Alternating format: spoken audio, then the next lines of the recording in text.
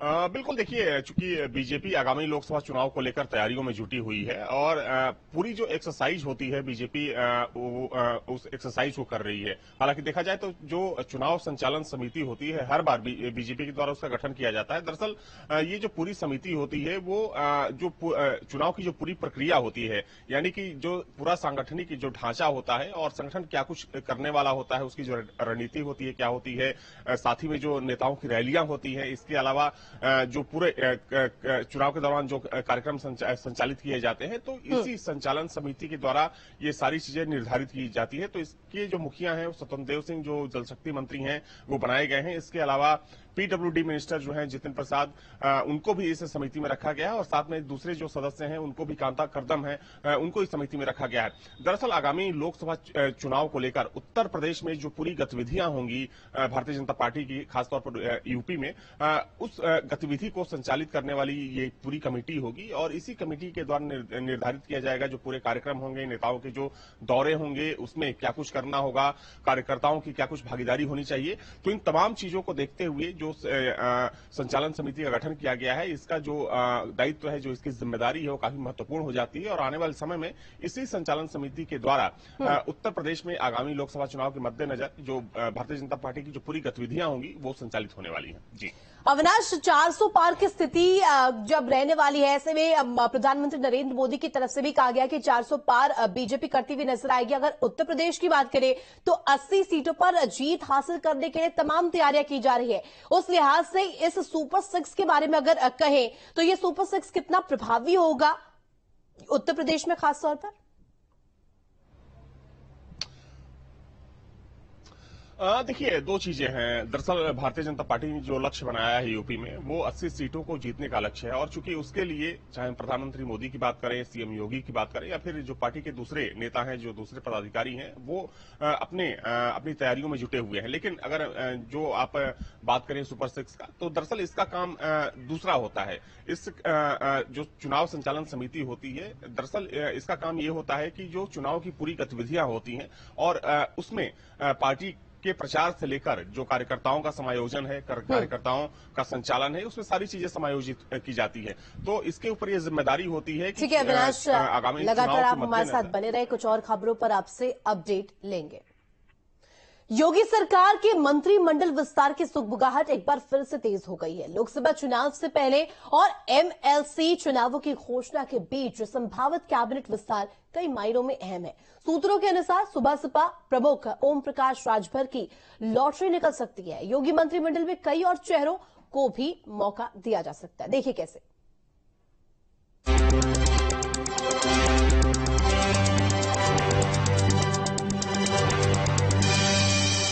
UP में जल्द होगा कैबिनेट विस्तार। कैबिनेट विस्तार में ये नेता मार सकते हैं बाजी। आरएलडी के 2 विधायक बन सकते हैं मंत्री। लोकसभा चुनाव से पहले यूपी कैबिनेट एक बार फिर से चर्चा में है। दावा किया जा रहा है कि जल्द ही यूपी मंत्रिमंडल का विस्तार हो सकता है। इसमें कई विधायकों को मंत्री बनाने की चर्चा है, तो कई के विभाग बदले जा सकते हैं। सूत्रों के अनुसार एसबीएसपी के प्रमुख ओपी राजभर की लॉटरी निकल सकती है। योगी मंत्रिमंडल में कई और चेहरों को भी मौका दिया जा सकता है। चलिए अब जान लीजिए कि किन विधायकों को मंत्रिमंडल में जगह मिल सकती है। मंत्रिमंडल विस्तार में 5 विधायकों को मिलेगी जगह, 2 कैबिनेट और 3 राज्य मंत्रियों को मिलेगी जगह। ओपी राजभर, दारा सिंह चौहान का नाम तय। आरएलडी के कोटे से 1 मंत्री संभव। आकाश सक्सेना भी बन सकते हैं मंत्री।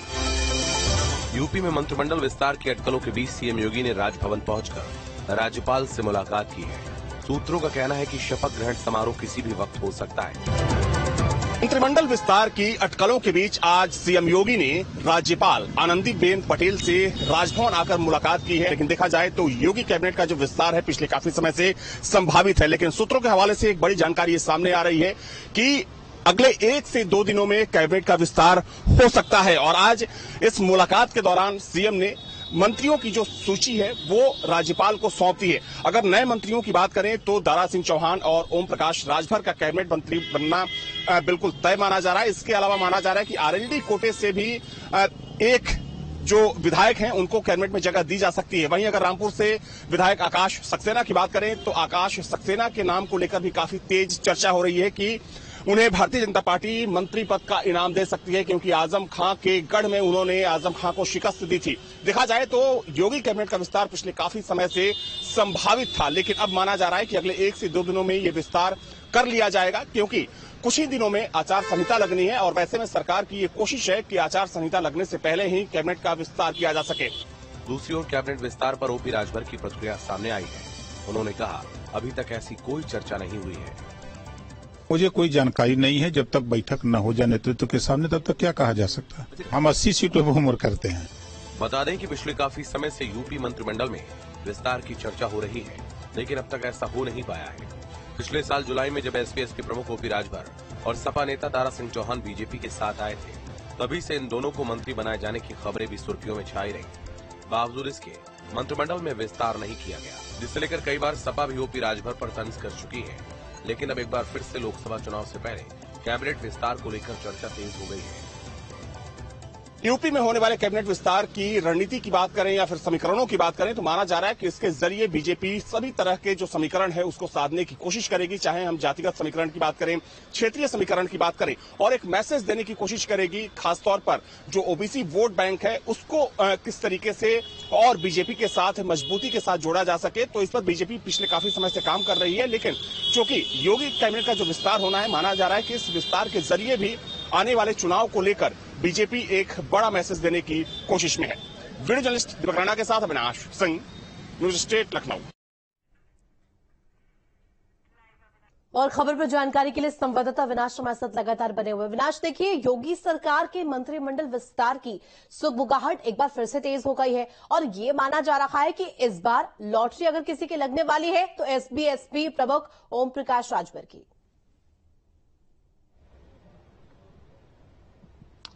देखिए, जब ओपी राजभर ने सपा का साथ छोड़ा था और भाजपा के साथ आए थे, तभी से ये इस बात की प्रबल संभावना थी कि उनको एक बार फिर से कैबिनेट में जगह दी जाएगी, और साथ में दारा सिंह चौहान। तो देखिए, ये जो दो नेता हैं, दारा सिंह चौहान और ओपी राजभर, इनका तो मंत्री बनना पहले से ही तय था। हालांकि इसमें देरी भी हुई, चूंकि पहले से ये कयास लगाया जा रहा था कि जो विस्तार है वो पहले होना था, लेकिन किन्हीं वजहों से विस्तार को टाल दिया गया। लेकिन अब चूंकि विस्तार होने वाला है, जहां तक सवाल ओपी राजभर का है, तो चूंकि जब से वो बीजेपी के साथ आए, बीजेपी के सहयोगी बने, तब से वो दावा भी करते हैं खुलेआम कि वो मंत्री जरूर बनेंगे।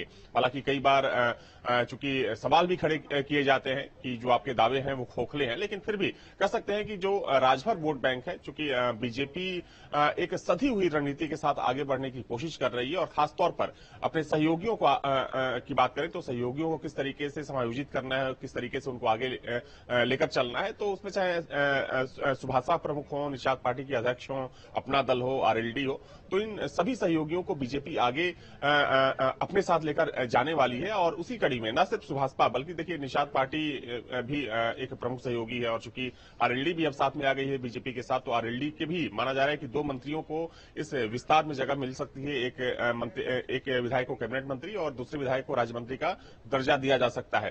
तो देखिए, चूंकि चुनाव बहुत नजदीक है और सभी समीकरणों को साधने की कोशिश में है बीजेपी, चाहे हम जातिगत समीकरण की बात करें या फिर जो दूसरे चुनावी समीकरण होते हैं। और अगर हम सुभाषपा की बात करें तो चूंकि पूर्वांचल में कई ऐसे जिले हैं, खासतौर पर गाजीपुर, आजमगढ़, मऊ, बलिया, ये वो जिले हैं जहां पर जो और अविनाश, जिस तरीके से आप बता भी रहे हैं, जातीय समीकरणों को, क्षेत्रीय समीकरणों को किस तरीके से साधना है बीजेपी बखूबी जानती भी है, और ऐसे में साथ साथ अपने सहयोगी दलों को साथ लेकर किस तरीके से चलना है, क्योंकि 24 सिर पर है और उस लिहाज से बेहद ही महत्वपूर्ण उत्तर प्रदेश हो जाता है।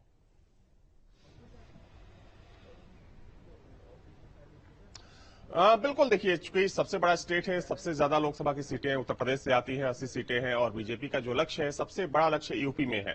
तो जाहिर सी बात है कि यहाँ की जो एक्सरसाइज होगी दूसरे राज्यों के मुकाबले बड़ी होगी, और चूंकि क्षेत्रीय दलों की जो भूमिका है उत्तर प्रदेश में वो भी काफी प्रभावी मानी जाती है। हालांकि सीटों की बात करें तो चूंकि 2014 के बाद से लेकर अगर अब तक की बात करें तो बहुत ज्यादा सीटें नहीं जीत पाई हैं, लेकिन फिर भी कहीं ना कहीं जो वोट बैंक है उसको ये पार्टियां काफी प्रभावित करती है। जैसे सुभाषपा की बात करें, पूर्वांचल में पार्टी प्रभावित है, कई जिलों में प्रभावित है। बहुत शुक्रिया तमाम जानकारी के लिए अविनाश आपका। वहीं नोएडा